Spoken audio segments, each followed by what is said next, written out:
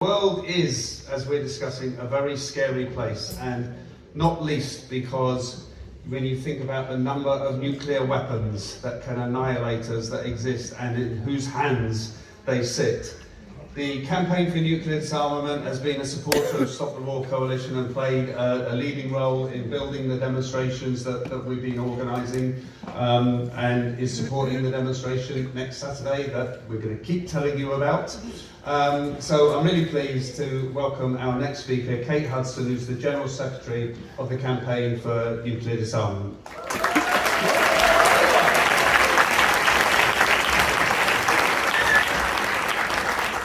Thanks very much indeed. As the ground war restarts, 2 million civilians are now imprisoned in southern Gaza. Rafah is closed, no Palestinians can leave. There is no way out of Gaza. The UN has warned of increased risk of death from disease among the war-weakened, hungry population of Gaza. And the UN says that the return to full-scale hostilities will precipitate and accelerate large-scale dying. This is clear and brutal evidence that the second Nakba is continuing, but not as an ethnic cleansing of Palestinians from Gaza, but as a genocide of the Palestinians within Gaza. So our work as a movement has never been more crucial. Who can watch this unfolding before our eyes and not be determined to bring it to an end, to bring this crime to an end, and to ensure that Palestine is free and sovereign? And that goal must now be paramount for us. In the past, we've marched when the Palestinians have been under attack. Then, when that immediate threat was past, we've stood down and the status quo has resumed. But that is no longer an option. There is no status quo to return to. The houses are gone, the hospitals, the schools, the workplaces. The only option now is to continue our work until Palestine is free. So we are right to have the slogan ceasefire, to have permanent ceasefire as our slogan. But our goal has to be the political settlement which will end this catastrophe. Not just end this war or end the occupation, but end this historic injustice, end this perpetual crime against the Palestinian people.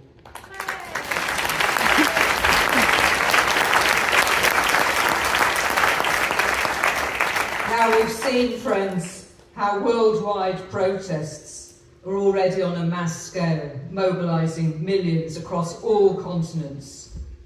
Now we need to have the coordination of the international movements and the international mobilisations. Yes, that will give us strength. We will be part of a wider global movement, but it's also necessary to ensure the maximum global impact of these protests, not to be fragmented across borders, but to be truly united to ensure that our demands can be met, to give us the real weight that we need to ensure Palestinian freedom.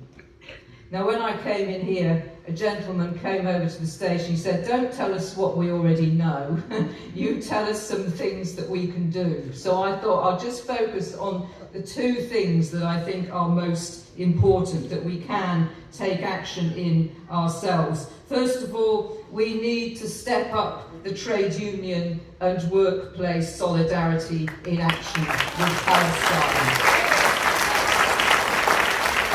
It was one of the first things that happened after the invasion, after the bombing began. The Palestinian trade unions appealed globally to trade unionists, to workers across the world, to stop the Israeli war machine, to block the arms transports and to build related forms of solidarity action.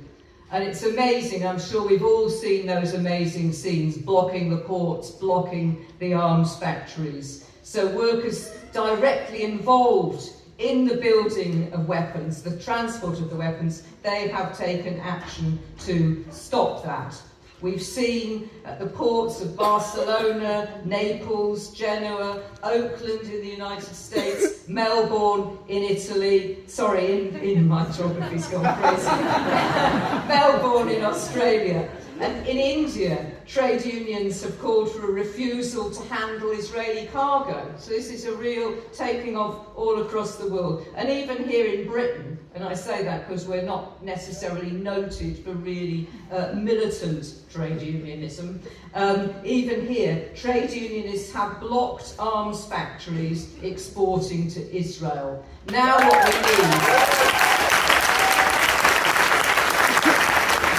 we need is the workers within those factories and the transport workers refusing themselves to build or move those weapons. So any of you who are in a trade union, if you're in a trade union that actually works in those sectors, if you know anyone who works for BAE Systems, for example, get organised and make sure that your trade union is opposing what is happening and is really taking action. And then the second thing, Chair, I won't be too long now, we need to maximise our political impact here in Britain. We must recognise the divisions in the ruling class. We've seen the temporary setback of the far right in the Tory party over Braverman's attempts to ban our march and unleash far right forces against us. But we must also recognise our own political power and act upon it, that we will never vote for a politician who has not called for a ceasefire. And pretty much this is the most popular slogan that we now have. It is. And we must make that power count at the ballot box and bring political change. Because politicians are supposed to represent us. Let's make sure we have politicians that do that, because we certainly, in most cases, do not have that. And there can be no coming back for politicians who have failed to support a ceasefire. And as we've heard from Mary, there's an increasing number of councillors that are leaving Labour over Gaza. And last week in Newham, Sophia Nakvi was elected as an independent councillor on the question of Gaza. She was actually elected. There must be many more councillors, independent councillors, who are elected standing in opposition to the main party's position on Gaza. That's the kind of grassroots political activity that we need. And there's no doubt that this immense struggle for the Palestinian people will bring political change in many countries. The huge mobilisations in North Africa and the Middle East, they are change-making demonstrations. So let's work together to make sure that this historic struggle not only enables freedom for Palestine, but it also enables lasting political change here in Britain to ensure that never again will a British government be the chief ally of a genocidal regime.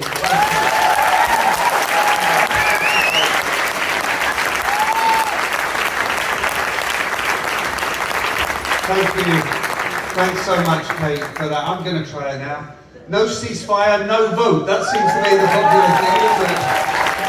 And I'm going to quote Andrew Murray again. When he spoke at Parliament last week, he said, "You cannot abstain on genocide." And that's what we need to be saying to our MPs who will be, presumably there'll be more votes on this question. And as Kate said, there's so much we can do to build a campaign and put pressure on those people. I'm really pleased to introduce